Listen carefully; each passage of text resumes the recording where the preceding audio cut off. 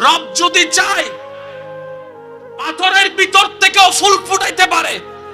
রব যদি চায় পাথরের ভিতর থেকেও উটের বাচ্চা বের করতে পারে। আর রব যদি না চায় মায়ের পেট থেকেও বাচ্চা বের করার ক্ষমতা কারো। ওই রব আছে তো, ওই রব দেখে তো, ওই রব শুনে তো। আমাদের টেনশন কি?